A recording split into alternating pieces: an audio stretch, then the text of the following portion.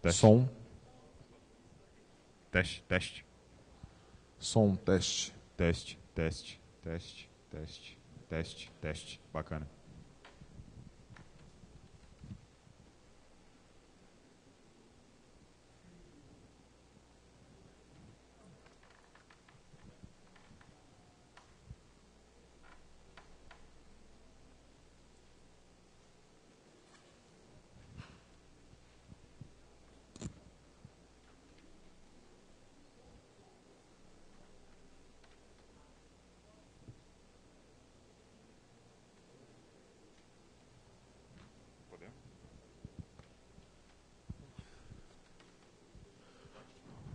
Bom, considerando que tem horário e que as palestras vão começar e a gente precisa andar rápido, bom, eu gostaria de pedir que coloquem os celulares no silencioso, conforme a organização pediu.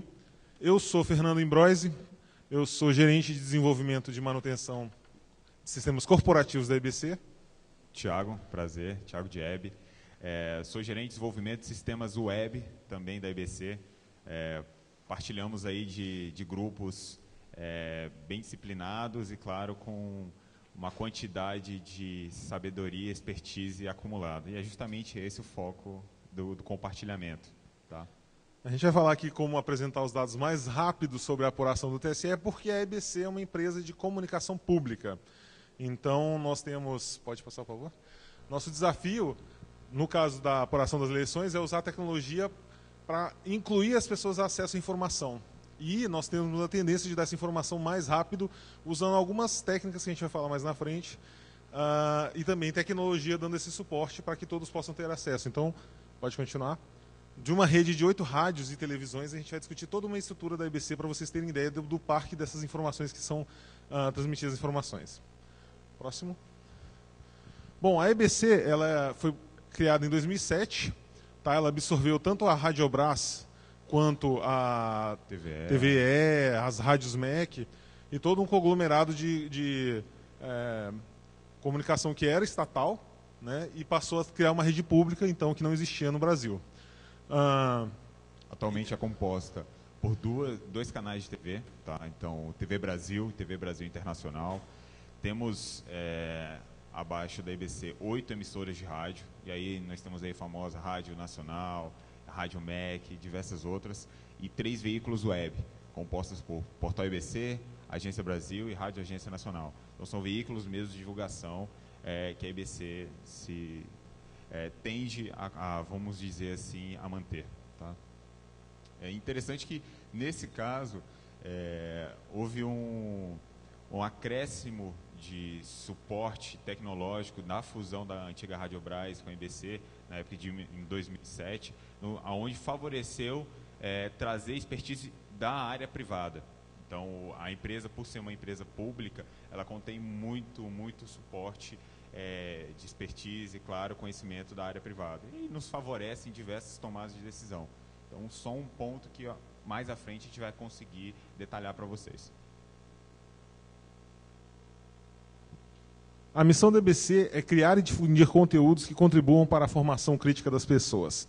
A gente está passando por um planejamento estratégico que vai de 2012 a 2022, e nesses 10 anos a gente discutiu com toda a empresa, junto com uma equipe fantástica de empregados, que nossa referência é tentar ser referência em comunicação pública daqui. A nossa visão até médio prazo, né, 2022 está perto.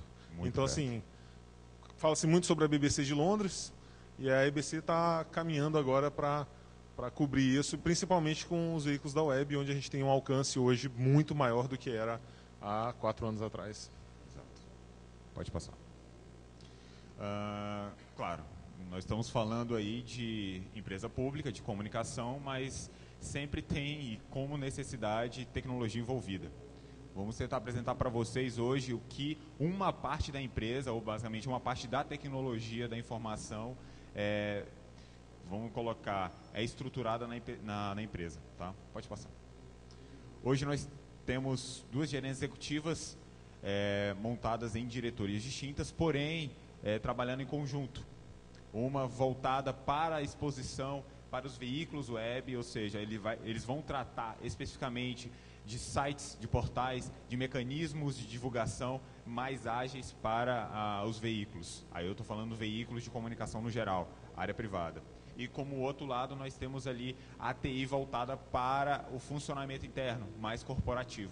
Então, foi feita essa estratégia para que conseguíssemos dar mais evasão às necessidades. E, independente desse tipo de acomodação, vamos colocar assim, das caixinhas, a TI trabalha muito unida. Então, as atividades são feitas em conjunto. E é justamente esse caso de sucesso que a gente quer deixar explícito hoje. Famosa apuração das eleições. Manda aí. Bom, agora é polêmico. Como assim entregar mais rápido do TSE, que é a fonte original da informação? Bom, a primeira situação é saber usar tecnologia para ganhar informação com isso. E a segunda é usando matemática. Eu não vou dizer que é estatística, porque estatística é bem mais complexo do que o que a gente faz. A ideia é, o TSE entrega arquivos XML com o resultado da apuração conforme ela vai acontecendo. E você tem que verificar esses arquivos e ele tem um controle sobre a quantidade de acesso do que você faz com relação a baixar os arquivos. Então, o simples uso de requisição RED para ver qual é a data de modificação do arquivo já diminui muito essa requisição do arquivo em si, do get do arquivo. Então, se você faz uma requisição RED, a gente faz, sei lá, mais de 1 milhão para poder cobrir uma apuração. Então, só que nós não somos só nós, somos todas as empresas de comunicação públicas, as privadas, estatais lá, TV Senado, todo mundo vai lá e busca as informações. Então, o TSE também pede para que eles acabem não cortando, eles pedem para fazer uma requisição a cada 5 segundos. Como a requisição RED é livre e eles estão usando o CDN, a gente fica com a liberdade de ficar baixando os arquivos a hora que a gente bem entende. Esse foi um mecanismo adotado para diminuir o fluxo de informação. Então, esse foi um primeiro elemento para que conseguíssemos entregar esse conteúdo mais fácil. O segundo, eu acredito que seja o principal diferencial. O segundo é uma sugestão lá de um assessor nosso do jornalismo, que é o Eurico, que em vez de usar 100% do eleitorado a apurar, como que funciona o cálculo da porcentagem de votos de um candidato? É a quantidade de votos que ele tem, dividido sobre a quantidade de votos dos outros candidatos, mais votos em brancos, nulos e o total do eleitorado a apurar. Se você pegar esse eleitorado a apurar e usar só 90% desse valor, significa que no final das eleições, quando a eleição está ali definindo o que está acontecendo, quem está sendo eleito, você consegue fazer uma aceleração dessa informação também em 10%. Porque quando você já tem 90% ali do eleitorado apurado, você só tem 10% ali para apurar, a tendência é que a quantidade de votos nulos continue o mesmo, não vão haver tanta variação. Se todos os 10% fossem, por exemplo, para votos nulos, seriam 10% de votos nulos. Isso não acontece. Nunca vai acontecer. Da mesma forma como os candidatos. Dificilmente os últimos 10% dos votos a apurar vão exatamente para um candidato só. Isso não vai acontecer. Tá? É possível. Vai acontecer? Não vai acontecer. Então a tendência é que o resultado ali se mantenha. Se você diminui esse espectro, diminui esse volume de informações a ser apurado, então você acaba dando informação antes, porque se você considera, sei lá, 900 pessoas em 1.000, esse resultado vai ser maior. Mas quando a gente fala de Brasil, nós estamos falando na faixa de 120 milhões de eleitores. Então, nós estamos falando aí na faixa de 12 milhões que a gente pode considerar que no final não muda. Não tem uma briga. Por exemplo, mesmo na última eleição, em 2014, usando essa regra, que teve aquela briga muito apurada com a Dilma e o Aécio, no segundo turno, não teve nenhum problema. Deu resultado e isso se manteve. É um risco, mas controlado e funciona muito bem. Conseguimos ter essa definição antes da própria divulgação do TSE. Claro que não publicando, mas nessa eleição de 2014, nós sabíamos muito antes, justamente por fazer esse cálculo, esse demonstrativo, facilitando assim a publicação da informação. A média é de 15 minutos, tá? Pelo menos no caso das eleições de presidente, 15 minutos antes você já tem a informação. Próximo. Cobertura. Aqui é simplesmente um demonstrativo e para que vocês entendam a máquina em si, do que foi feito e como vai ser divulgado e como foi divulgada essa informação na época. Tá? Colhíamos os dados vindos do TSE por meio justamente de uma consulta de arquivos disponíveis em uma CDN. A partir dali fizemos cálculos e distribuímos isso para os nossos 4 veículos ou as 3 plataformas. Tá?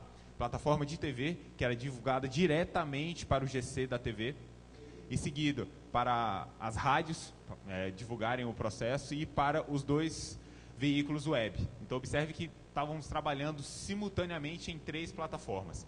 Tá? E cada uma, acredito que das 3 plataformas, 2 estavam utilizando o mesmo mecanismo e uma utilizando um outro recurso, mas sempre com base no mesmo cálculo. Então, essa aqui era a arquitetura por cima de toda essa distribuição de informação. Bom, esse é o histórico da apuração das eleições. Ela começa anteriormente a 2008, sempre era feito juntamente com o quê? Com o TSE, mandavam-se os jornalistas lá para o TSE acompanhar no painel e tudo mais, e ia se dando boletins durante a execução da apuração. Em 2008, uma equipe que estava lá anteriormente criou uma aplicação em PHP e Flash, onde foi já a primeira vez que o TSE disponibilizou os arquivos, e aí era exibido na televisão uma tarja com os valores da apuração. Quem não sabe, o TSE tem uma aplicação chamada Divulga, que tem esse resultado acontecendo em tempo real. Então eles iam acompanhando no Divulga, né, a rádio, televisão, montando as tarjas na televisão, o gerador de caracteres, e aí o Flash fazendo esse acompanhamento. As pessoas podiam contribuir com informações, perguntas. Já existia uma iteração social nessa época. Em 2010, nós usamos EJB com Swing e MySQL. Mas por que vocês vão usar uma aplicação cliente? Para não ficar dependendo de versão de browser. Na época ainda era uma coisa mais segura. Era a primeira vez que todos os veículos, tanto rádio, quanto televisão, quanto portal, na época o portal da ABC não existia, né? Só tinha a agência. Não, a agência usavam essa ferramenta para poder acompanhar. E era um painel onde tem a distribuição, assim, painel do presidente. Então você tem todas as UFs mais o Brasil, né, acompanhando ali a porcentagem em tempo real. É ordenado pela quantidade de votos. E aí foi aí quando surgiu o que a gente chama de cockpit. Essa informação, esse cockpit, ele dá toda a informação em uma tela só. Acho que eu devia ter tirado um print, né? Vacilo meu. E aí a gente refez isso em 2012, já com muitas tecnologias novas. Em 2012 a gente estava com uma equipe pluralista, com várias pessoas vindo, evangelistas até de software livre, pessoas sim. muito capacitadas com o convênio que a gente tinha. Então a gente pôde trabalhar na crista da onda. Então usamos Node.js, usamos Scala, usamos Elasticsearch, usamos Redis, usamos Nginx, usamos Varnish, usamos muita coisa. E detalhe, em 2010 a EBC não tinha a relevância tão grande quanto em 2012. Então a tecnologia em si em 2010 era para tratar internamente. Então nós tínhamos um cenário onde os recursos aplicados eram para fornecer as informações para os veículos e assim divulgar isso para o cidadão. Agora em 2012 isso já mudou. Gostaríamos de fazer a publicação direto na web, assim como nos outros veículos. A gente vai explicar 2012 para frente, que é onde talvez a maioria de vocês estejam aqui para isso. 2014, a gente voltou a usar a solução de 2010, mas por uma questão de prazo, assim, chegou muito curto para a equipe, a equipe foi reduzida, era impossível pegar e fazer toda uma plataforma gigante, uma arquitetura bem grande para poder fazer essa cobertura em questão de 2, 3 semanas, não dá para você montar todo esse ambiente. E tem todo um histórico de aprendizado que tem que ser reaproveitado ali de trás para funcionar. Em 2016 não sabemos o que vamos fazer, mas a gente pretende pelo menos voltar a utilizar essa plataforma, que para a gente foi bem satisfatório.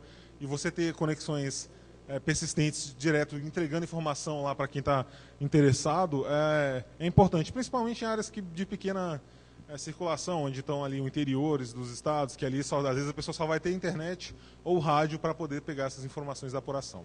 Nesse diagrama, vamos colocar nesse histórico, para a gente fica muito evidente que, independente da tecnologia, independente do período, o que vai importar mais é o valor que você vai entregar. Então, o que mais necessita naquele instante para o cliente é o que você tem que se preocupar. A tecnologia que você está utilizando vai ser simplesmente um apêndice disso tudo. Comunicação pública, a tecnologia é secundária, ela não é primária. Ela é secundária por quê? Porque a missão é entregar o valor ali para a população, né? Então, ela fica ali no background, ali, suportando tudo isso. Bom, como que funcionou em 2012? Nós criamos um robô em escala, e esse robô ia no TSE buscar essas informações com requisições RED. Assim que havia uma modificação, ele baixava o arquivo, processava essas informações, calculando as porcentagens, executando todos os cálculos, aquele cálculo dos 90% que a gente viu, e entregava isso para uma base Elasticsearch, hoje Elastic, Por quê? Porque a gente precisava de um método REST para ser usado por várias outras aplicações. Então a gente tinha ali um método REST para colocar informação e para buscar informação. O Elastic faz isso com uma facilidade absurda e a gente também tinha pesquisa textual em cima disso. Bom, assim que ele salvava no Elastic essas informações processadas, o próprio robô em escala ia no Node, o Node estava esperando ali uma requisição falando, olha, eu tenho a atualização, é do Brasil? É de um estado? É de um município? Ele informava para o Node ia lá, pegava essa informação no Elastic e empurrava utilizando o WebSocket, né, usando o Socket.io, aí passando ali para uma distribuição. O Redis estava fazendo um balanceamento, entregando esses WebSockets para os servidores, eram 7 servidores, e aí as pessoas estavam utilizando uma aplicação HTML pura, não tinha aplicação de página de servidor, só o Node.js ali fazendo nada mais do que um roteador. É o cara que vai no Elastic, pega informação e empurra via Socket.io. E aí, uma aplicação cliente usando Express, conversando ali com o Socket.io direto com o Node. Então, com essa plataforma, aquele cockpit que tem os painéis, tem que lembrar que em 2002 eram eleições municipais. Então, nós estamos falando aí de vereadores e prefeitos, de 5.570 municípios do Brasil. Isso é muita informação. Então, esses pacotes eram distribuídos dessa forma, para a TV e para o rádio, naquele cockpit, onde ele podia clicar nas UFs e sair pegando cidades. Aí tinha as capitais, no caso, e você podia escolher a cidade que queria informações. O pessoal ligava na rádio perguntando como que está a apuração em Ananindeua. Aí eles entravam lá no Pará, em Ananindeua, e falavam, está assim, está assado, davam um resultado. Era rápido. Em tempo real, assim, muito rápido. E a web, para exibir informações lá, os portais, eles acessavam direto, utilizando também Socket.io, usando o WebSocket, empurrando informações para a web, falando, chegou informação nova, chegou informação nova. E aí, ok, próximo. O que aconteceu? O que vocês acham? Com toda essa bala de prata... Bonito, né? Você olha assim e fala, cara, fantástico, vocês estão na crista da onda, estão fazendo uma coisa maravilhosa, estão usando o NoSQL, estão usando o WebSocket, estão usando o Node, tudo que Redis, o pessoal da tecnologia, Redis, tudo que o pessoal gosta. Próximo. Deu problema. Deu muito problema. Por quê? Próximo. Primeira coisa, começamos com um servidor só. A gente fez os testes internos, fizemos testes de carga. Isso foi feito com uma equipe Scrum, foi feito com um suíte de testes. Foi tudo lindo, maravilhoso. Tudo estava verde, tudo funcionando, inclusive os testes de carga, usando JMeter e usando Selenium. Só que na hora de usar, tem um pequeno detalhe. 2 detalhes. A primeira, a gente não testou de fora. A gente não olhou. Existe um servidor aí que é aquela parte ali de baixo. O cabeçalho estático da página estava em um servidor muito pequeno, assim, tinha 2 cores para aguentar uma pancada absurda. Então ele só entregava informação estática, mas não aguentava. Primeiro ponto. E o segundo é, quanto vocês acham de informação que dá? Quando a gente fala que tem uma eleição de prefeito e vereadores com 5.570 municípios, a eleição de vereadores, em média, em grandes estados, você tem ali 200, 300 candidatos. Então, a informação, quando você entrega informação do Brasil inteiro, é uma informação absurdamente grande. Nós estamos falando aí de milhares e milhares de candidatos com seus votos, mais as informações fixas desses candidatos, que são nome, partido, né, as urnas das sessões. Cara, para cada vez que a gente entrava em contato com o usuário, eram 800 KB. Não estou falando de kbits, não, KB, tá? B maiúsculo. Em tudo aí vocês estão vendo B maiúsculo. Então é 60 MB, 100 MB, 800 KB para cada pessoa que estivesse conectada no site. Só que a gente tinha um link de 60 e outro de 100. Nós estávamos usando o link de 60 e o de 100, e o de 60 ficou disponível por quê? Porque a empresa tem que funcionar, as pessoas têm que usar a internet ali durante a apuração. Essa troca. Iniciamos com 60, e chegou num limite onde não conseguimos entregar mais nada. E aí houve a troca e mudamos para a saída de 100. Mas mesmo assim, não foi o que estávamos esperando. E aí a gente teve 1.500 usuários no máximo, porque chegou uma hora que chegou no 100 MB ali, estava enfileirando todo mundo, porque eu precisava de 1.2 gigabytes, não de gigabits, de banda, e eu tinha 100 megabytes. Como que eu vou entregar para isso todo mundo? Não tem como entregar. E era uma coisa simples, ou seja, na TI, o teu sucesso é o teu fracasso. Aí você fala, pô, mas se você dimensionar, não é. Peraí, não funciona assim. Mesmo que você dimensione, você sempre vai dimensionar se aquele teu sucesso é aquele teu sucesso esperado. Mas o nosso sucesso não era esse. A gente fez um cálculo ali de 800, 900 conexões por minuto, no máximo. Nós tivemos 1.500 é o que a gente conseguiu atender, tá? Era muito mais de requisição, porque quem tentava acessar não conseguia. Então o limite de quem conseguiu ser atendido foi 1.500. Não é que não foi só 1.500, foi muito mais. Só que a maioria das pessoas tomou uma porrada na cara. Então a gente aprendeu o quê? Doeu horrores, né? E não tinha nada, não tinha nenhuma camada de cache. A arquitetura linda, tudo verde.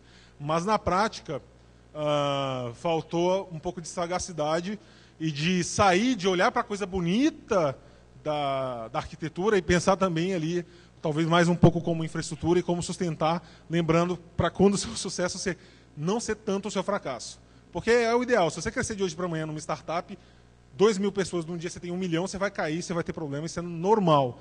Só que a gente não podia ser dessa forma, porque 1.500 pessoas, toda aquela propaganda de mandar para várias pessoas, que eu tenho que ter acesso à informação, 1.500 pessoas acessando é muito pouco. Não dava para aceitar essa situação. O problema aí, volta rapidinho. Observe que iniciamos, como o Fernando falou, iniciamos a estrutura, o processo de divulgação com um servidor. E mesmo assim conseguimos, no meio da apuração, otimizar. E aumentamos a arquitetura. Subimos para 7 servidores e migramos de link e tentando entregar.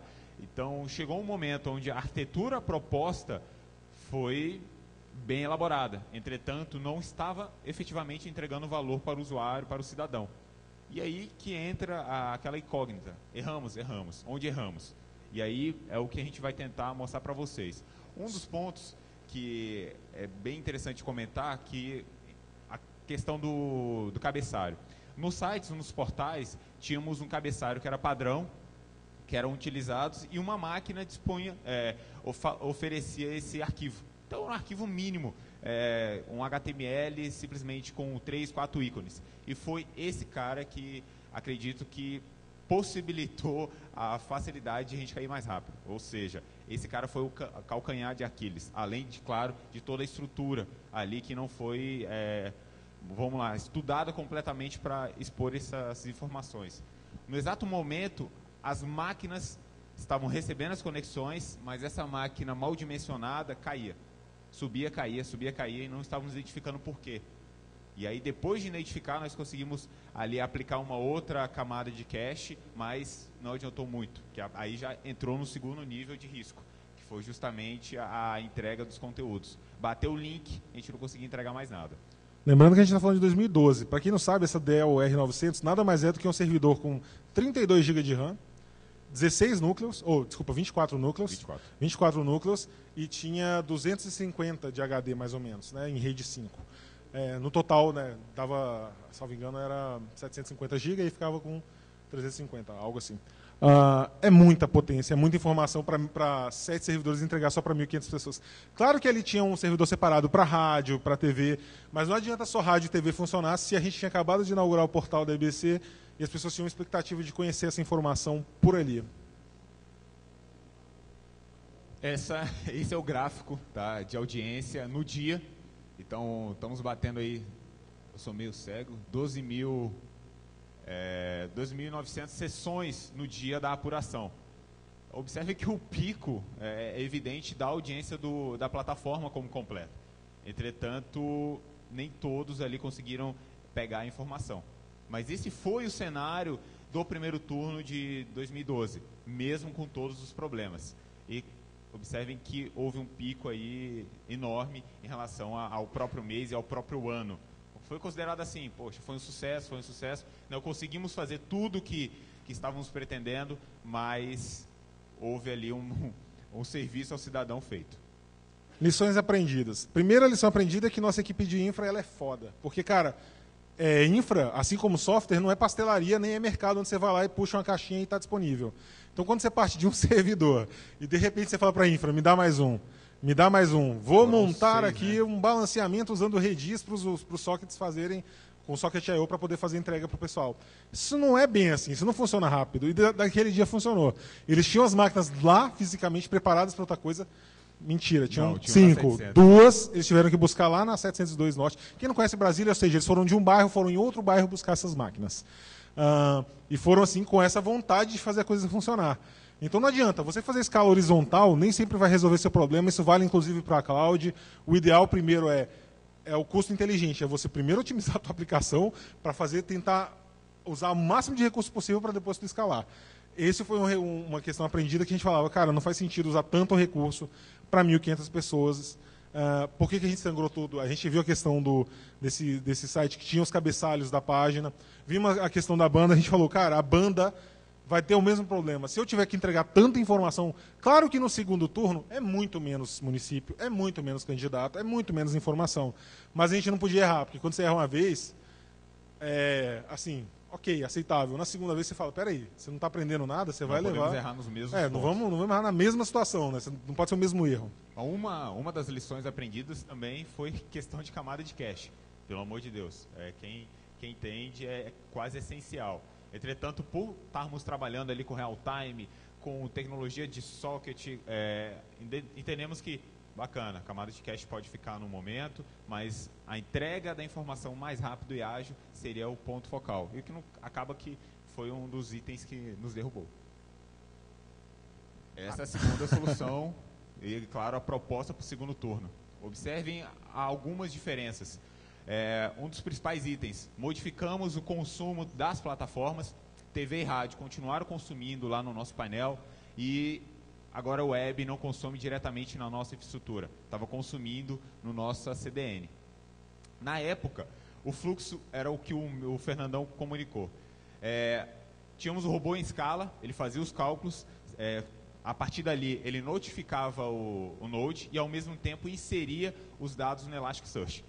A partir daí o Node informava o WebSocket, notificando assim a camada do Express e do Nginx, que estava lá na telinha do pessoal da TV, do pessoal de rádios. Ao mesmo tempo que o Node comunicava o WebSocket, ele estava fazendo a inserção dos dados na nuvem. Então ele já fazia a atualização dos dados na nuvem, por consequência a web não recebia nenhuma notificação. Então a solução naquela época foi adotar o pooling. Então, saímos de um WebSocket e voltamos, não digo uma regressão, mas utilizamos um outro recurso que foi o pooling. Então, faríamos lá de 5 segundos, 5 em 5 segundos o consumo na CDN na época. E, poxa, entendemos, diminuindo a arquitetura, diminuindo a solução em si, conseguimos entregar um pouco, conseguimos entregar mais a solução para o cidadão. Como que isso funciona? A gente só pegava um XML, que é esse do TSE que a gente já falou anteriormente, processava, transformava ele num JSON. Esse JSON era persistido lá no Elastic. Esse JSON a gente transformava ele num PJSON para jogar ali na CDN, numa storage fora. Com isso, as aplicações podem fazer pooling quantas vezes ela quiser. Elas estão consumindo recursos de storage de uma CDN, que é um recurso bem mais barato. E aí, independente do teu sucesso, se aquilo escalar, se muita gente for usar, primeiro tua aplicação está fora, porque se ela já é uma aplicação cliente com Express, tu não tem camada de servidor aí. Né? No nosso caso, esse Express foi tirado, foi simplesmente uma aplicação JavaScript consumindo via poly as informações direto na CDN. E isso foi a salvação do segundo turno, que não teve absolutamente nenhum problema. Ou seja, a lição foi aprendida, a gente modificou a infraestrutura utilizando um recurso que a gente já tinha, que era a CDN, para poder fazer isso. Exato. Como assim, né? A gente passa agora a ter uma camada de cache para a questão dos aplicativos das informações estáticas, inclusive o JavaScript, as páginas. E aí a única coisa que era móvel seria essa atualização que o Node estava fazendo, empurrando os arquivos JSON ali para a nuvem. E aí? Eu já antecipei, né? Falei antes. Foi sucesso, né? Vou passar. Aê. Próximo. Bom, nessa segunda opção, vocês viram que não teve tanta alteração da arquitetura. A gente simplesmente eliminou aquela camada de tentar empurrar tudo para a web, saindo imediatamente lá dos servidores da EBC.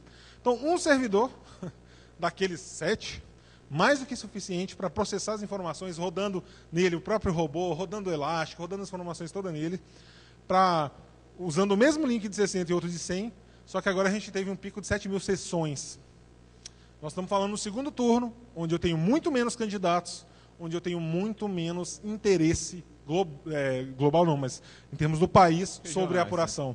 Então é menos acesso, é menos gente. Ou seja, se nesse segundo momento eu conseguir 7.000, quantos eu perdi lá no início? Então, essa arquitetura ela é mais madura para entregar a informação. Por favor, gravem os números, tá? Em 2012, no primeiro turno, mesmo com não total sucesso, entregamos 12.000 sessões.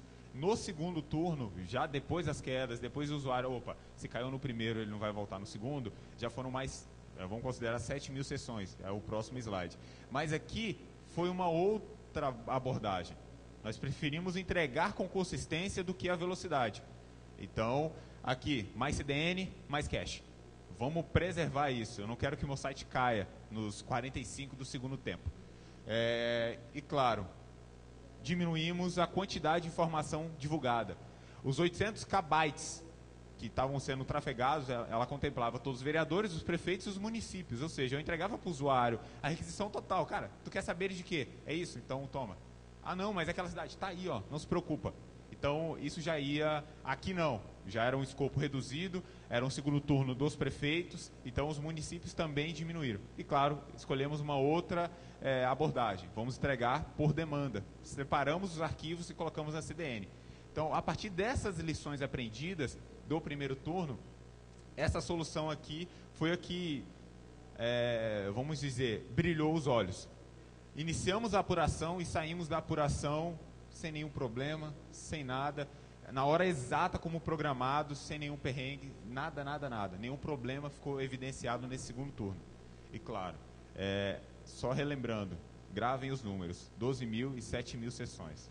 Lembrando que o impacto imediato desse caso foi a questão de abrir mão do perfeccionismo da velocidade daquele segundo, de querer entregar a informação saindo direto para a EBC, tendo calma, jogando isso para a nuvem. Por quê? Se você já processa lá com aquela regra dos 90% apurado e olhando o tempo todo a requisição RED lá no TSE, só com isso você já está bem mais adiantado que a maioria das implementações. Então, assim, se você acompanhar em todos os veículos, todos os portais, televisão, pode botar tudo lá, igual a gente faz.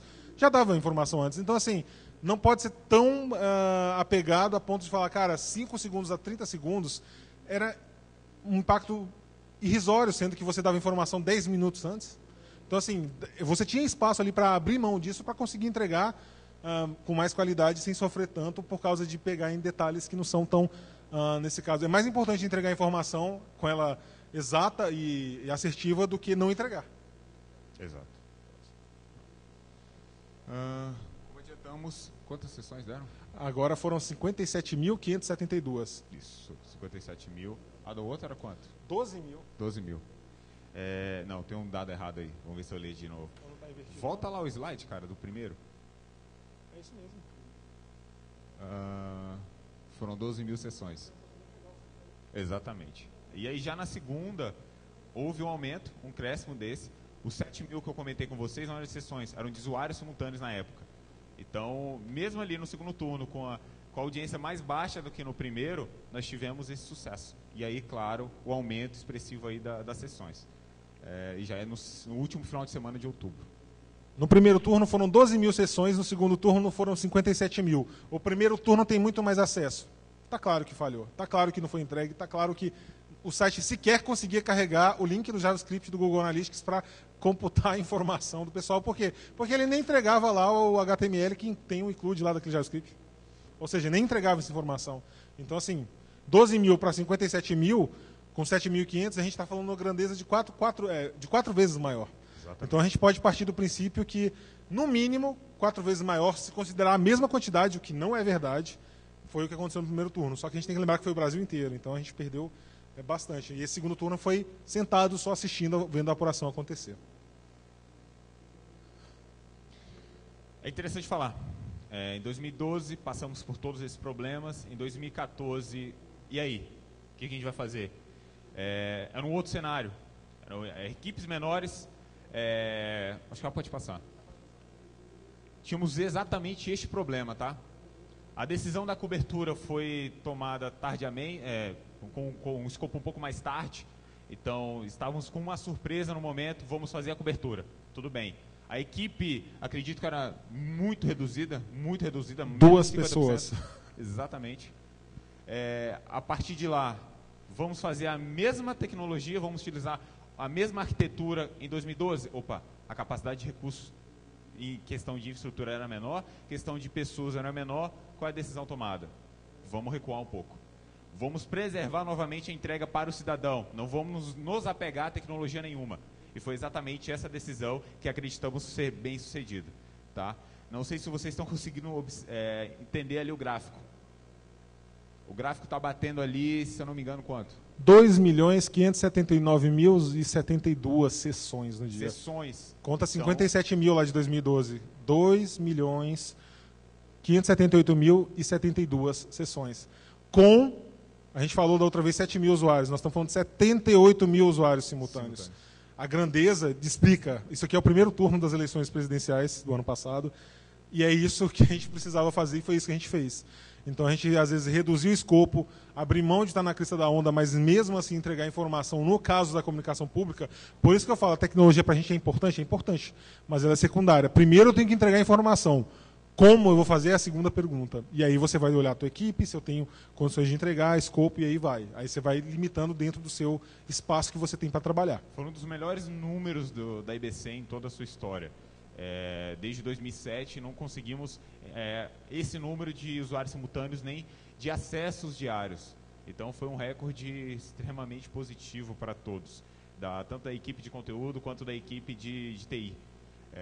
Observe que, como o Fernando comentou, reduzimos o escopo, entregamos mais valor ao cidadão e esse retorno foi evidente.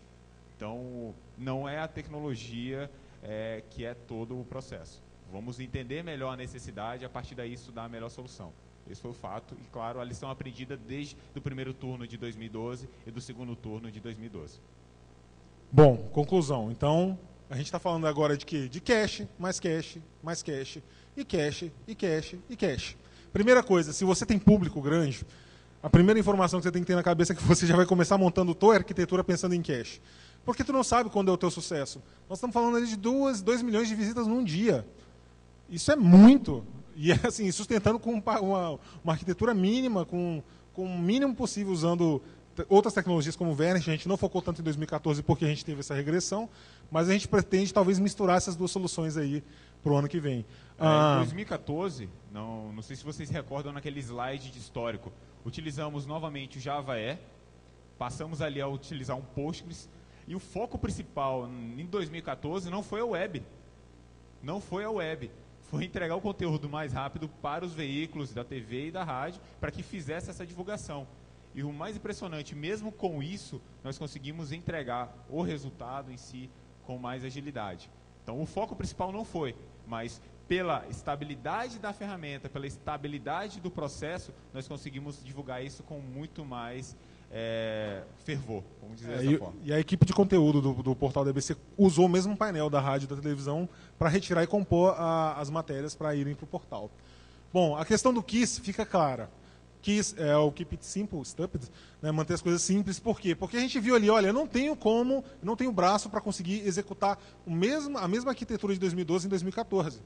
De imediato a gente já saiu cortando, não teve muito apego. Se eu sou aquele cara que tem um apego ao meu código, apego à minha arquitetura, se eu pego tudo aquilo que é bonito, ok, mas às vezes o bonito não vai funcionar porque eu não tenho tempo. Era assim, muito em cima da hora, tinha 2 pessoas, o domínio da equipe era Java, então vamos pegar uma arquitetura que a gente consiga suportar. Funcionou bem, então a gente sabe que mesmo ali no segundo turno, quando a gente também parou para usar um pouco o KISS, funcionou muito bem no segundo turno de 2012. Em 2014 a gente usou isso desde o início, foi super Foram 5 funcional. pessoas, né? 5 pessoas envolvidas. 5 pessoas no total. Exatamente. Das 2 equipes, hein? Lembrando que a gente está com 2 equipes aí, falando de equipe web e equipe do corporativo. 5 pessoas para fazer essa divulgação, enquanto em 2012, a primeiro turno, tinha o quê? Mais de 20 pessoas. Uma equipe bem grande. Mais de 20 pessoas. A minha equipe tinha 8. Exatamente, ali com uns 12 no mínimo. Então, as potências e a força em si utilizada nos cenários, é claro, fica evidente que a escolha do escopo é sempre necessária. A abordagem, e hoje, se conseguirmos definir qual é o mínimo entregável, vá por esse lado. Preferencialmente que você escolha a necessidade, escolham que é isso que eu prefiro prisar. Ou o escopo ou a tecnologia. Prefiro que seja entregue por esse lado. É isso aí, dúvidas? Acabamos um pouquinho mais cedo, justamente prevendo a quantidade de dúvidas, e não sei se vocês vão fazer com o juiz disso, mas estamos abertos aí para qualquer pergunta, crítica, esclarecimento e vai.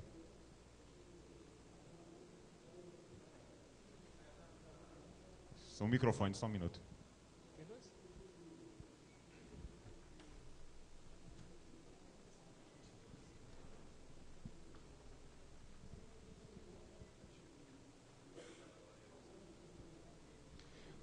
na apuração de 2012, que vocês tinham aquela parafernália toda, com muita gente, vocês disseram que não usaram cache, mas usaram varnish? Teve uma regra também utilizada como balanceamento. Né? Então, ali, dependendo do critério, o varnish foi utilizado na camada do portal e não na camada da solução de entrega de conteúdo. Era baseado em WebSockets, né? Exatamente. Entendi. Então, tivemos a dificuldade hoje, poxa, vamos lá, como é que eu vou fazer a entrega de cache com WebSocket? Sim. E aí, o Redis, nesse caso, fez pra gente a questão da transferência de balanceamento. Então, você tinha 7 servidores e a partir dos 7 servidores ele conseguia fazer essa...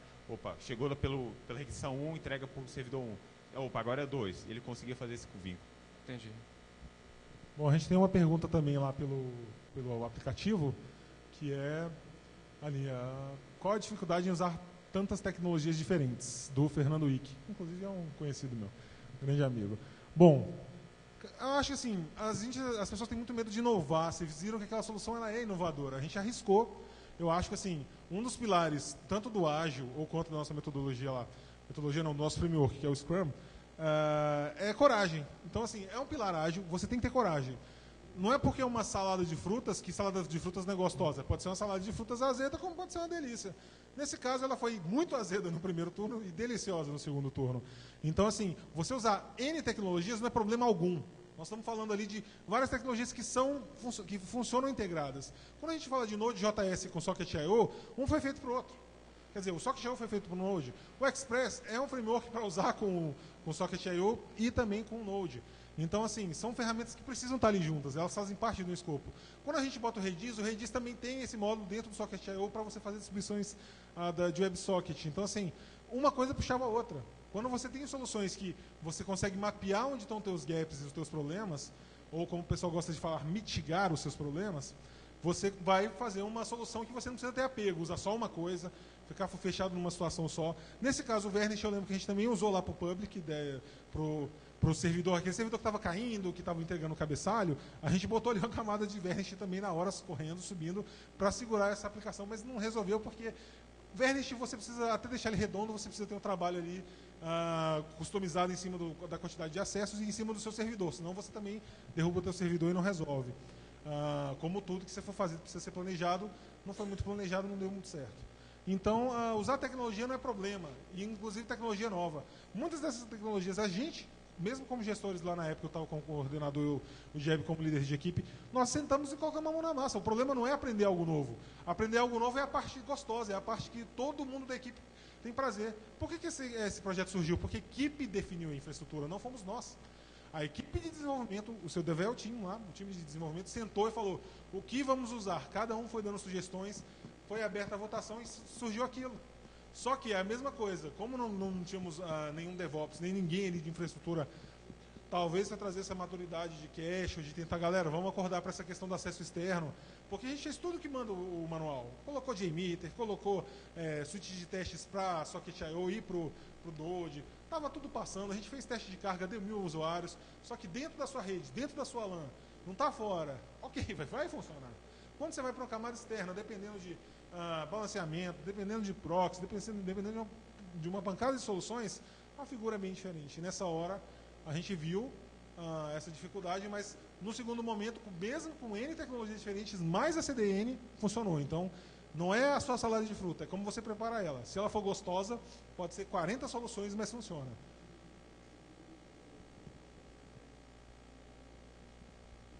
Vocês mencionaram aí na variação das dificuldades encontradas. Primeiro tinha a questão do cabeçalho, foi resolvido.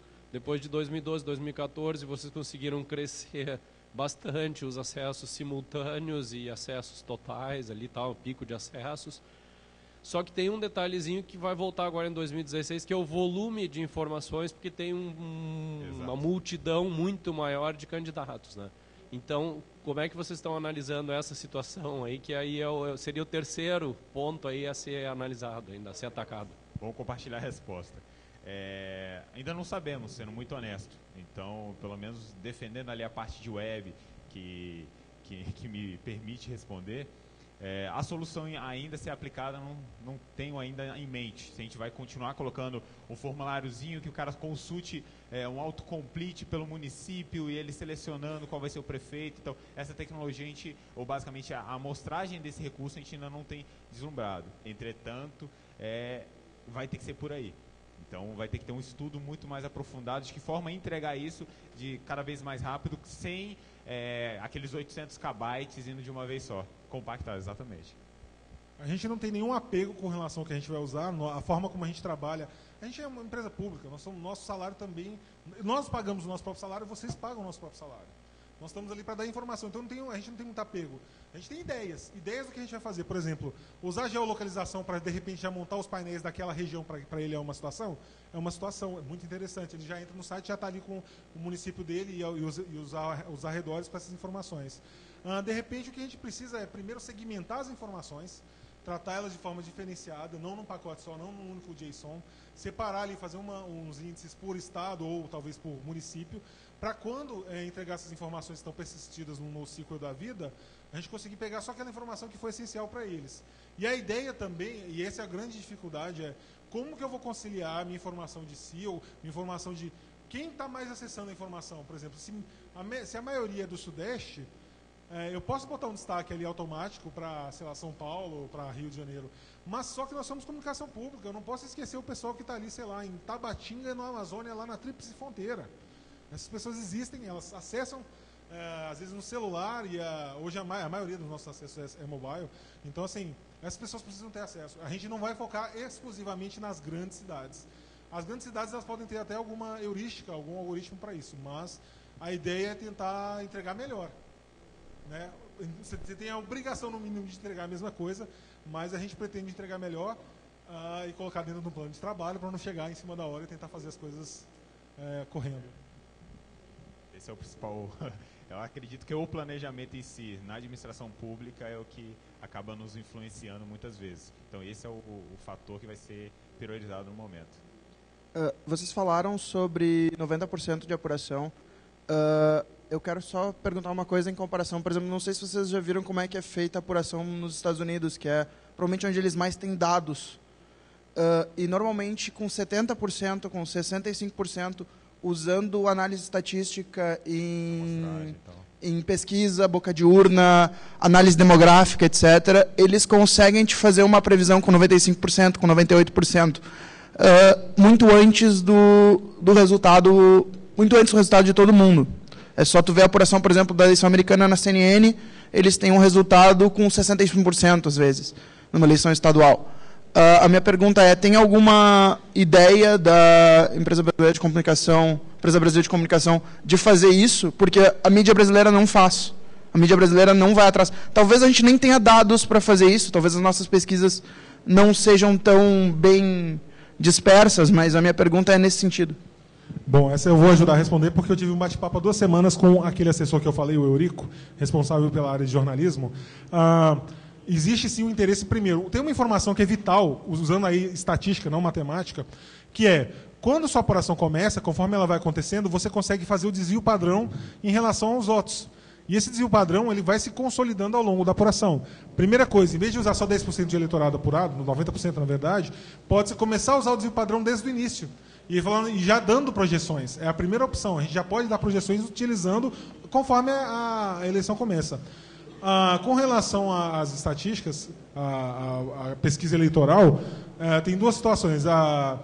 O que ele disse, que ele já queria implementar isso em 2012, na época, era pegar algumas das empresas que fossem que tivessem esse convênio, porque até para usar o dado tu precisa ali de uma autorização, ele é pública, mas para usar você tem que citar fonte, aí tem toda uma parte de direito autoral que a gente tem que discutir em relação a isso. Mas eu concordo com você. Eu acho que em termos de maturidade, de projeção da eleição, lá é tudo papel, mas ok, parte é eletrônica, parte não é, e eles têm essa informação. Então, assim, talvez como uma comunicação pública efetiva, a tua sugestão para mim é fantástica. Eu vou particularmente sentar com o Eurico lá e com a equipe de jornalismo junto com o nosso portal da EBC para levar isso, porque eu acho que transformando isso num projeto que não seja feito assim 1 mês de antecedência, mas dentro de um plano de trabalho com 3, 4 meses, com planejamento, que eu acho que pode sim não só usar essas informações das estatísticas e de repente começar a fazer assim, olha, Dentre das últimas pesquisas, até antes mesmo ali dos 2 dias que tem que parar com a boca de urna, mas pelo menos até sexta-feira, começar dessa, olha, a projeção hoje é essa. E aí essa projeção de resultado sendo atualizada durante a apuração. Porque aí tu tem a projeção e tu tem a apuração, coisas diferentes, mas que podem andar lado a lado e vão dar enormes matérias ali para o pessoal que principalmente cobre ao vivo, que eles precisam cobrir buraco. Vocês já viram como é cobertura ao vivo, de rádio, de televisão? É uma coisa assim, é uma tensão absurda. Está o apresentador ali, ele não conhece as informações, ele está recebendo em tempo real, ele não tem como memorizar todos os candidatos, 5.000 dos 5.570 estados. Então, às vezes, ele precisa ter uma informação ali que, entre uma transição e outra, ele precisa trazer informação para essas pessoas. As pessoas não querem saber só o número. Ela quer saber, por exemplo, se aquele candidato apoia a atual presidência ou não, se ele é de oposição, se aquele estado vai dar algum tipo de mudança, se tem uma característica aqui do Rio Grande do Sul. Aqui tem alternância de poder. É comum, tem uma eleição, ganha a esquerda, outra a direita. Essas informações precisam precisam trazer essa informação para quem é público. Lá, até para que outros estados comecem a ter também uma consciência em relação, que é o nosso dever, é trazer informação que elas tenham consciência também na hora de votar. Então, assim, tem todo um trabalho, eu acho que isso é válido, e a gente vai correr atrás, o Thierry vai complementar aqui. Um detalhe, aí sabemos que nos Estados Unidos a apuração em si não ocorre em 3 horas. E aí é um outro complicador que a gente hoje passa. Na última eleição, o TSE conseguiu disponibilizar para a gente os dados e acabou o fechamento das urnas 5 horas, 7 horas já estava tudo pronto. E aí só estava segurando o resultado por conta do Acre. Então eles já estavam com tudo computado, então acreditamos que na base do TSE eles já sabiam qual era o resultado.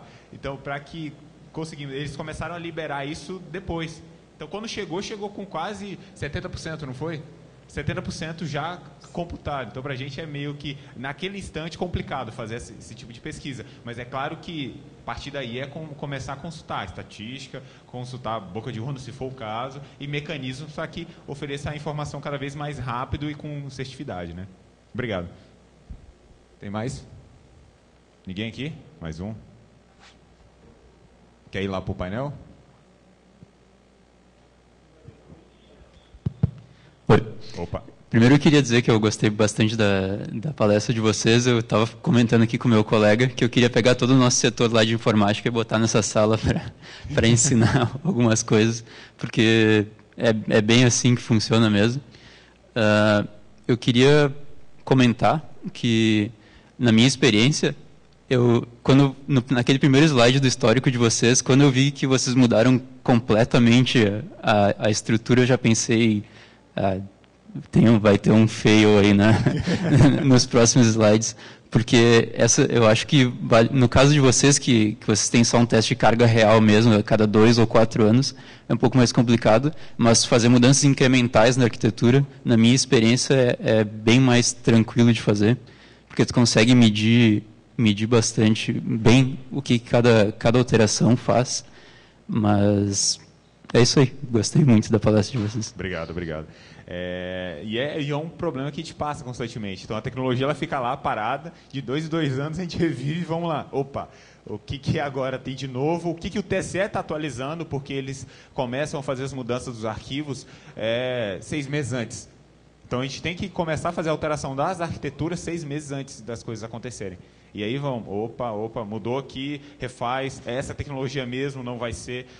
O principal fator é não se apegar no que a gente tem hoje. Se é isso que vai ser utilizado, é isso que a gente consegue dispor para o cidadão, no nosso caso, é isso que a gente vai usar. Não, joga fora tudo, vamos começar do zero, mas claro, sempre fazendo aquela avaliação da balança. Compensa jogar do zero mesmo ou compensa fazer a modificação? É essa a preocupação que a gente tem.